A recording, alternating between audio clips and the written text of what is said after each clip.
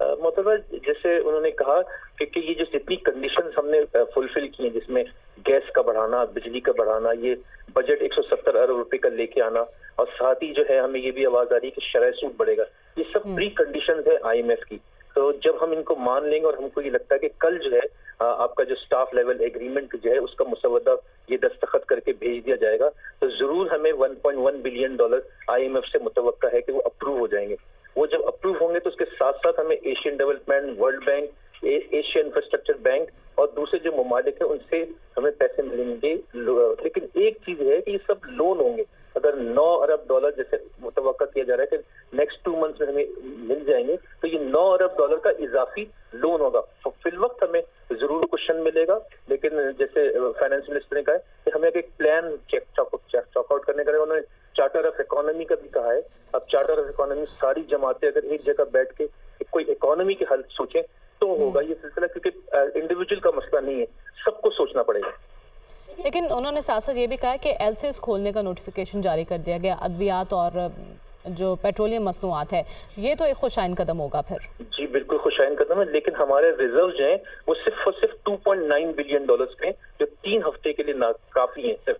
अब हमारी जो इम्पोर्ट बिल है वो तकरीबन ये समझिए कि महीने का जो है वो 1.5 बिलियन डॉलर होता है। हाफ मंथ गुजर चुका है, अगर हमने 750 मिलियन डॉलर की इम्पोर्ट कर चुके हैं और तकरीबन 500 मिलियन डॉलर की हम रॉ मटेरियल इम्पोर्ट करते हैं मेडिसिन का, तो जरूर क्वेश्चन मिलेगा, दोनों चीजें ओपन हो जाएंगी। लेकिन सब और दूसरी भी चीजें, दालें फंसी हुई, रमजान आ रहा है, दूसरी जो फूड आइटम्स हैं वो स्टकअप हुए हैं, चाय वालों के तकरीबन 250 कंटेनर फंसे हुए हैं। तो ये सब चीजें जो है करके इसका इफेक्ट प्राइसेस पे ही आता है, क्योंकि शॉर्टेज हो रही है। एक एक चीज जो है वो दिन दिन के हिसाब से बढ़ रही है, 50 रुपए किलो, 10 रुपए किलो, 20 रुपए किलो, दिन के हिसाब से कीमतें बढ़ रही हैं, उसको कंट्रोल करना होगा। ठीक है, इन चीज़ों को कंट्रोल करना होगा। लेकिन इसके साथ साथ हम देख रहे हैं जब मईशत ज़बूहाली का शिकार है तो किसानों के लिए आसान शराइत पर कर्ज फराहम किए जा रहे हैं। बेनज़ीर इनकम सपोर्ट प्रोग्राम के लिए मज़ीद 40 अरब रुपये मुख्तस कर दिए गए हैं और सोलर पर ट्यूबवेल्स को शिफ्ट करने के लिए भी एक रकम मुख्तस की गई है। जब हालात इतने संजीदा हैं तो आप इस तरह के काम भी कर रहे हैं, दोनों चीज़ें साथ साथ चल सकती हैं? बहुत मुश्किल है ये, सिर्फ मतलब माफी के साथ अगेन ये स्लोगन हैं। अगर आपको सोलर पैनल इंपोर्ट करने हैं जिसमें आपने कस्टम ड्यूटीज भी माफ कर दी और सेल टैक्स भी माफ कर, लेकिन आपके पास डॉलर नहीं होंगे तो आप उसको इंपोर्ट कैसे करेंगे? आप कर्जा तो दे देंगे, प्रोडक्शन तो होगी, लेकिन उसकी तरसील के लिए जब डीजल और इंपोर्ट के मसाइल होंगे कि वो नहीं आ सकेंगे तो उसको पहुंचाएंगे कैसे? अब तकरीबन 3 दिन में सिर्फ चाय की कीमत जो है वो 400 रुपए किलो बढ़ गई है। दालों की कीमत जो है पिछले एक माह में 150 से 250 रुपए किलो बढ़ गई है। रमजान जो है मार्च 24 से शुरू होगा, नेक्स्ट मंथ से, तो लाजमी ऑटोमेटिकली और पैकेजेस तो बहुत अच्छे हैं, इम्प्लीमेंटेशन और उसकी जो है ट्रांसपेरेंसी को देखना बहुत जरूरी है कि क्या वो सही जगह पे पहुंचता है कि नहीं पहुंचता। लेकिन वो कह रहे हैं कि आलमी इदारे ने इस्लाहात पर जोर दिया। वो किस किस्म की इस्लाहात हैं जो करने से मईशत बेहतरी की जानिब गामज़न होगी? आगे जैसे आपने बताया रमज़ान भी आ रहा है तो आवाम के लिए तो मुश्किल ही मुश्किल है। हम अगर अभी ये इक़दाम कर लेते हैं तो आगे आसानी होगी आवाम के लिए कि नहीं? टैक्स रिफॉर्म आसानी इस्लाहात में देखना है कि हमें कहाँ पे करनी है। टैक्स जो बेस है वो बहुत कम है। मैं और आप जो सैलरी वाले जो है उन्हीं के ऊपर ही बोझ डाला जाता है, उन्हीं के ऊपर ही टैक्स डाला जाता है।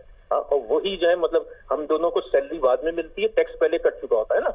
एग्जैक्टली। तो टैक्स बेस नहीं बढ़ा रहे क्योंकि ट्रस्ट नहीं है, क्योंकि हमारे जो बिजनेसमैन या दूसरे जो लोग हैं उनका ट्रस्ट डेफिसिट का शिकार है। एफबीआई से ट्रस्ट डेफिसिट है। तो जब तक आप ट्रस्ट बहाल नहीं करेंगे, जितने रिफॉर्म्स पेपर पे, अनाउंसमेंट्स में, तकरीर में बहुत अच्छे लगेंगे कि ये बहुत अच्छी बात है कि एलसीज खोल दी पेट्रोलियम के लिए, लेकिन जब हमारे पास डॉलर नहीं होगा तो हम उसको रिलीज कैसे करेंगे? अभी हमारे पास 15 to 20 डेज का जो है वो ऑयल और डीजल का रह गया है। तो रिफॉर्म्स जो है उसकी सतह जो है वो ग्राउंड लेवल से करनी पड़ेगी, जो जाके हमें जो है ना टैक्स में इंप्रूव करेगी और फिर हमारे को बोरो कम करना पड़ेगा। इसकी वजह से जो आज मिनी बजट पेश किया है वजीर खजाना साहब ने, उससे आपको लगता है कि हम रिफॉर्म्स के हवाले से कोई इक़दाम कर रहे हैं? रिफॉर्म्स के लिए तो हम मजीद टैक्स बर्डन और टैक्स डाल रहे हैं। जैसे सीधा 18% जीएसटी है, हाँ, या दूसरी जो चीजें हैं पुरतयूश अशिया तो है, उसकी लिस्ट है कि भाई कार्स महंगी हो जाएंगी, लेकिन आएगी तो वो डॉलर की एवज ही ना, बर्डन तो हम पे ही पड़ेगा। क्योंकि डॉलर जो है वो वक्ती तौर पे जो है वो नीचे आया है, लेकिन आमतौर तौर पर लोगों का ख्याल ये है कि जैसे नेक्स्ट ईयर में मजीद $25 बिलियन की डेट पेमेंट करनी होगी, तो ये वक्ती तौर पे एक सहारा मिला है। रिफॉर्म्स हमें देखना पड़ेगा कि हमारी ऑस्टेरिटी ड्राइव जो है या हुकूमत कहाँ कहाँ पे अखराजात कम करती है कि हमें कुशन मिल सके।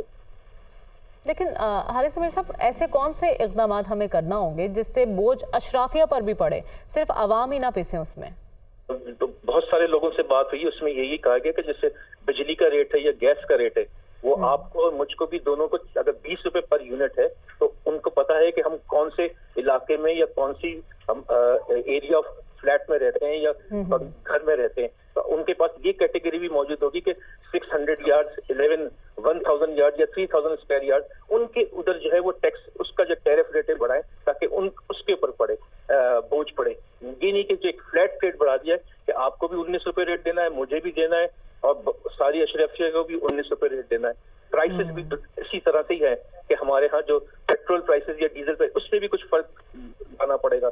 हमारे पास जितने इदारे हैं, हुकूमती इदारे, वो सब के सब ब्लीड कर रहे हैं, मतलब हमें हर वक्त उनको फंडिंग देनी पड़ती है। जैसे PIA है, पाकिस्तान स्टील मिल, तो 7 साल हो गए बंद पड़ेगी, लेकिन हमें हर साल अपने इदारों को 800 से 900 अरब रुपए जो है उनको जिंदा रखने के लिए जो है हुकूमती खजाने से देने पड़ते हैं। लेकिन आपको नहीं लगता कि अभी तो IMF ने जो पेश की शराइत रखी है, इन पर अमल दरामद ज़रूरी है, और अमल दरामद तब से होगा जब ये बजट मंजूर हो जाएगा। आपके इल्म में होगा कि ऑर्डिनेंस के ज़रिए हुकूमत ने चाहा था कि इसको पास करवा दिया जाए, लेकिन सदर मुमलिकत की जानिब से इनकार कर दिया गया। अब इस बिल की मंजूरी में कोई रुकावट तो नहीं होगी?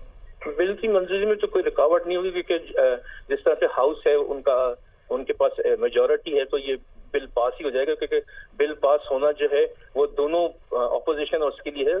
हमें स्टिफ रेजिस्टेंस हो सकता है मिले, लेकिन वो शायद सड़कों पे मिलेगी। असेंबली में तो हमारे पास मेरे ख्याल में उनके नुमाइंदे ही मौजूद नहीं है। बिल पास होना जरूरी है ताकि मुल्क जो है वो डिफॉल्ट से बच सके। ठीक है।